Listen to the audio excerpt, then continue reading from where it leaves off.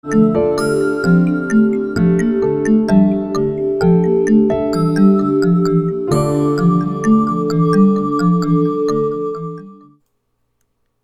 is the Canadian Politic. Thanks for joining me. Today we'll talk about how the Liberal government attempted a power grab and how the opposition prevented it. And what's this? The markets are back up? I got more on this, so stay tuned. At any point in the video, you can hit subscribe in the bottom right hand corner. Thank you guys. Monday, the Liberal government backed off on a sweeping bill that grants power to the federal government to spend and tax without Parliament's approval. Official opposition leader Andrew Scheer said he would not support a bill that gives government unlimited powers to spend and tax. He goes on, "It is important that we respond to whatever spending measures that are justified, but we can't be providing the government with a blank check." It's nice to see that the opposition won't allow this power grab, and this is exactly what we need to watch out for. We do require the help of the federal government through this crisis, but we can't allow them to infringe on our rights. Once our rights are taken away, they're really hard to get back. And here's what else Andrew Scheer had to say. Good morning, bon matin. Last week, when the government announced new measures to support Canadians affected by COVID-19, Canadian Conservatives immediately indicated that we would move quickly to pass them. We know that this crisis has touched the lives of Canadians from coast to coast. Almost 1 million Canadians have already been laid off. Stores and restaurants have been asked to close their doors, and Canadians have been asked to stay at home. We also know that this crisis has hit our economy hard and that the months ahead will be very difficult. And while we are all aware that more needs to be done, and have heard of isolated incidents of people not following public health advice, overwhelmingly, Canadians have risen to the challenge and shown the kind of care and compassion that we as a country are known for. Now more than ever, Canadian families, small businesses, and especially healthcare workers need our support.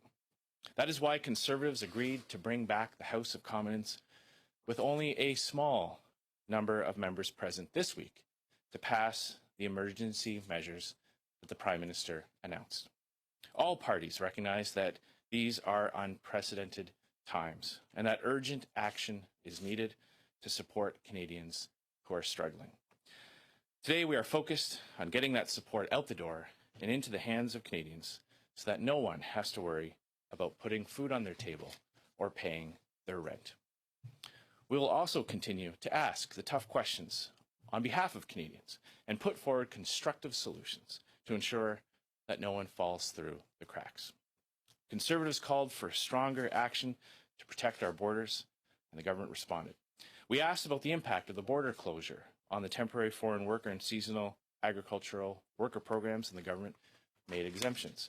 We asked tough questions about airport screening, and the government finally responded.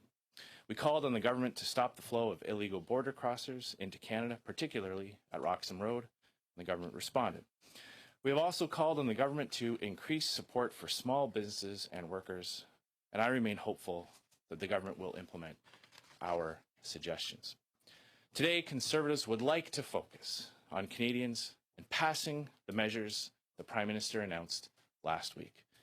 Any conversation about new government powers should not get in the way of passing this much-needed assistance.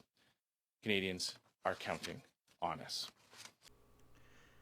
And the Globe and Mail did review a copy of the draft bill, and it does grant power to the cabinet to change taxation levels through regulation, rather than through legislation approved by Parliament. Parliamentary Budget Officer Yves Guiraud, who reviewed the draft version of the bill, said the new powers would have been unprecedented. The legislation would provide powers that go well beyond initial response to COVID-19 announced last week. Mr. Guiraud told the Globe it seeks to circumvent Parliament for both spending and tax by granting extraordinary powers to cabinet and individual ministers. So this was a clear power grab by the Liberal government when we need them most. We have to be particularly wary about receiving government aid. This will only result in more taxation, and it'll make it even harder for businesses to start and grow when it's time for us to get back on our feet. $82 billion in stimulus did pass the Senate to help Canadians and their businesses. This package will include $27 billion direct supports to Canadians and another $55 billion to help business liquidity through tax deferrals. The combined package represents 3% of Canadian GDP. The House of Commons agreed earlier on Wednesday to approve the stimulus and expected to get royal assent later that day.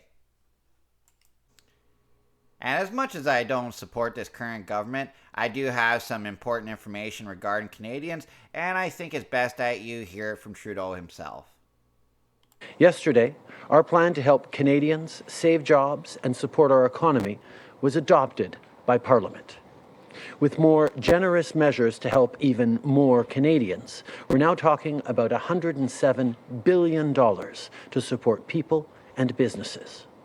We launched the new Canada Emergency Response Benefit, which will provide $2,000 a month for up to 4 months to people who are not getting paid as a result of COVID-19.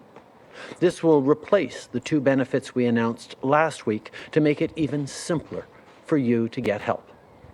An application portal will launch as quickly as possible, and people should start receiving money within 14 days of applying. As part of this plan, we'll also be boosting the Canada Child Benefit for families in May. Parents already know how much the CCB helps with the cost of raising kids. By increasing the CCB, we'll put even more money in the pockets of families to help them navigate these uncertain times. We'll also be supplementing the GST credit, which is sent to low-income Canadians every few months. And for people who are still paying off their student loans, we're putting a 6-month interest-free moratorium on their Canada student loans. You can find more information on what else we're doing and how to access your benefits at canada.ca. A new online portal will be set up April 6th for people who've lost their jobs or are unable to work. This will allow them to apply for monthly payments, which will run up to 4 months. The Trudeau government's hopeful that it will be running by April 6th, and checks and direct deposits will be flowing days after. And to give you an idea of where we stand economically, more than 500,000 Canadians applied for employment insurance in the last week alone, while more than 1 million applied in the last 2 weeks. Already the highest number of claims in 1 month in Canadian history. The era with the second highest claims was 1957, when according to Statistics Canada it was just over 499,000. This gives you an idea of how unprecedented these times really are. The Conference Board of Canada's forecast claimed that if we waited till the end of August, Canada would shed 330,000 jobs. They expect the jobless rate to reach 7.7%. Scotia Bank's Jean-Francois Perrault says without stimulus in Q2 and Q3, the Canadian economy will contract. Several experts from other major banks are saying the same types of things. So universally across the board, it's just not looking good for us this year. Either way, I can't slam the Trudeau government too hard. Nothing can prepare any government for a collapse of the world economy and an incoming health crisis. Not to mention the Canadian economy is subject to the current volatility of the global market, and it would have slowed down with us or without us. Regardless of global circumstances, we would have been better off maintaining our productive capability. This will help us pay for public services. Going to debt will only further hurt us down the road. Again, South Korea has set the example that the authoritarian measures are just not necessary. And I'm going to say this one more time because it really is important to remember. And considering we're already seen the Trudeau government go for a power grab, we really do need to be wary about what help we receive from the government. Once we lose our rights, they will be really hard to get back. So please, Canadians, be careful of what help we receive from the government. Another thing to consider is that the more we ruin our economy by shutting it down, we're going to inevitably see more government in our lives. This is why shutting it down is so counterproductive. Ask yourselves, what will happen if people can't feed themselves and have a lack of nutrition? Well, it's going to be hard for their bodies to fight the virus. The other thing to consider is how are we supposed to develop herd immunity if everyone hides in their houses? all that's going to happen when it's time to come out, the outbreak will reappear. So that means we cripple our economy to no effect. And I do have some good news nonetheless. Trudeau said Canada was testing 10,000 people a day for COVID-19. According to data coming from South Korea, testing is one of the key factors to reducing the spread of COVID-19. This is one area where we are improving, and this will help us determine the most affected areas. However, hospitals plan on managing the influx of patients by canceling procedures and pushing current patients into the community. The problem with this scenario is we're leaving no hospital capacity for other ailments. Really, this is just a band-aid solution that will only result in diminished medical capacity. What we need to do to improve our ability to care for people is actually increase this capacity. My recommendation is to allow private business to compete for public contracts. That way we have investment beyond the public sphere. This will only improve our chances. We need to harness the powers of private industry with public cooperation. Scammers are also taking advantage of Canadians during this crisis. People are receiving texts claiming to be from the Red Cross offering free masks.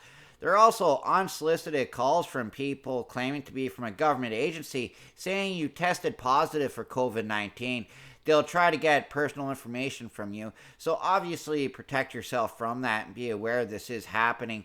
There also have been scams saying you received money from the government. Do not deposit these checks unless it is from a valid source. And no matter what anyone says, we will not know the outcome till the chips fall. We need to remain optimistic. Canadians need to keep their guard, not allow the federal government to remove their rights while we're enduring this crisis. It all sounds good to receive help from the government, but there is almost always a hidden agenda, and this is what we need to be careful of.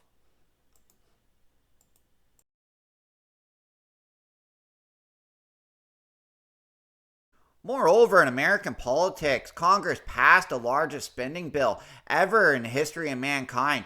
They passed a $2 trillion spending bill. Stocks did make a major rebound as a result. The Dow jumped 1,100 points, rising 11%, the largest since 1933. Former Reserve Chairman Ben Bernanke says that the economy will experience a sharp rebound after a sharp recession. He also claims the coronavirus impact is not comparable to the Great Depression. Obviously, these are different times, and I was telling a very different story with my last episode. Of course, this comeback in the market was after a $2 trillion spending bill, and I love the times we live in when the government just drops $2 trillion like it's nothing. We're only a week into the shutdown. We're already seeing every major power move that could be made to save the economy. I really feel this time they are going to use everything they have, and it still won't be enough. The market's still volatile, and we could quickly see another plunge. Until the volatility goes down, we will see an unstable market. Market volatility is comparable to 2008.